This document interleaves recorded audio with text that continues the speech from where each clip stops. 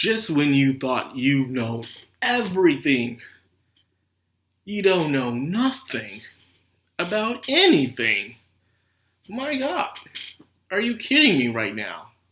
It's just, it goes deeper and deeper into this rabbit hole of who is the mastermind, who is truly pulling the strings, and sometimes it's always someone from beyond the grave in these kind of situations. Someone who just supposed to be dead generations from now is back because they don't want to let their goals and ambitions to die out with them.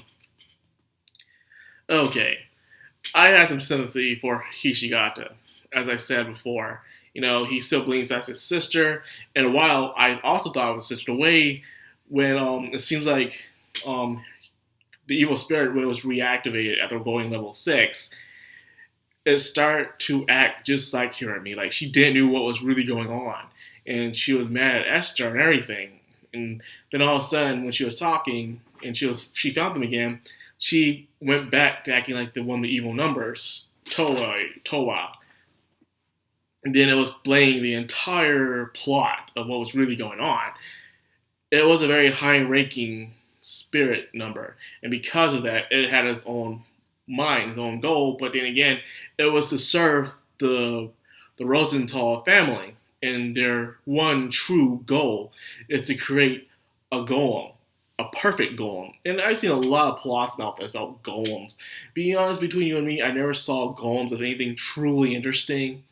But a lot of anime, such as Soul Eater and plenty of others, golems, and even Shaman King, their golems are these very, very enhanced creatures that were made with some spiritual essence that were completely, nearly indestructible. Giant machines of mass destruction on a wide scale. But even with all that, I still never really found golems that interesting. I don't know. Either way, I can at least acknowledge their popularity among mythology.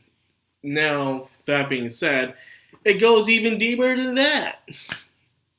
Turns out it was generations upon generations of the Rosenthal family. There's one named Isaac Rosenthal, a dude who was considered the devil, who was using necromancy in a very wrong way to create all kinds of experiments. The dude was finally captured and killed, but he attached his spirits onto Tuwa, and therefore he waited for his right opportunity to complete his goal, which was patience is key. Waiting long enough, thanks to Esther meeting up with Hirami and Hishigata, they were able to discover the memories of over 10,000 deaths, which is exactly what he needed for his goal, and to use it to create the best formula to meet his goal. The perfect golem, also reaching level 6. Now, did they really reach level 6? We'll find out soon enough. If Accelerator can beat his butt while being level 6, we'll see. But then again, this is the process of mixing magic and science together. Well, some will say necromancy is a form of dark magic, and we don't really see that much dark magic in the Index series, actually. We mostly see people dealing with, magic from heaven and stuff like that, angelic magic, anything like that, but seeing some actual dark magic is very rare, even for this series. So it's a breath of fresh air in my opinion, finding something that has nothing to do with the church or some gods or anything.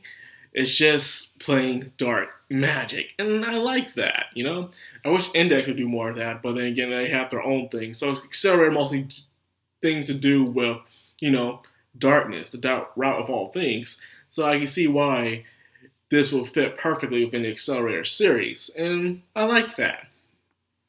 So this pushes Esther more into a brink of traumatization because now she realizes that everyone has been hacked. Everyone. It was just meant to be, and she completed her role, so she should rejoice, but she has learned the true meaning of life and how magic should not be used because it is inhumane. But however, it was too late. And then Hishigata just completely, of course, he doesn't believe in the spiritual stuff, so of course he wouldn't believe in the devil or anything like that, so he believed in Hirami by going off of data and genetics, but not anything to do with the actual soul. I remember a scene from Breaking Bad where Walter White was breaking down what it makes to make a human, all the things you need, all the resources and elements. But then I believe it was point zero zero something was still missing, and they said, "What is that? What is that that's still missing from it? Even you have everything else to create the human body, but it takes more than just a body." And he believed that was the soul. The question is where the soul comes from, and how can you make a soul? And if so, where do you get one? Of course, they said only God can do that. So it makes you wonder: are all souls or just essence of God? And when we die, we just go back to Him. Well, the ones that get separated from heaven and hell, then that's pretty much it.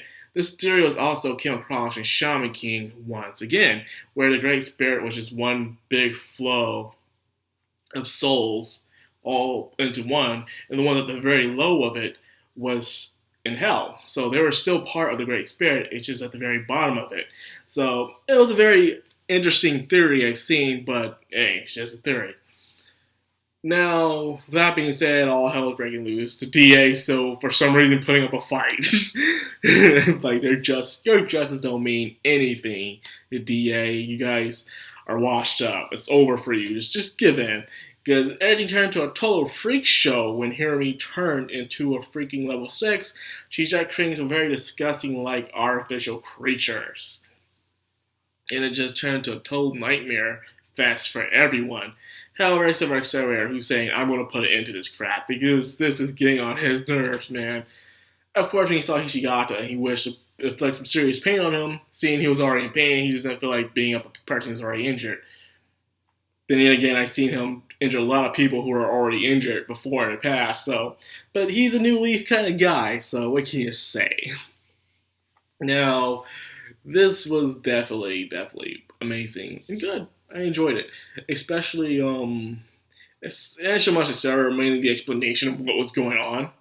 So it's good we have more explanation, and this was probably the best time to do it. But it reminded me of that Madara stuff, where you don't know who the main bad guy is. You thought it was Orochimaru, then you thought it was his apprentice, then you thought it was Toby, then you thought it was Madara, then it turned out being that Kaguya thing from the moon. It just kept going and going.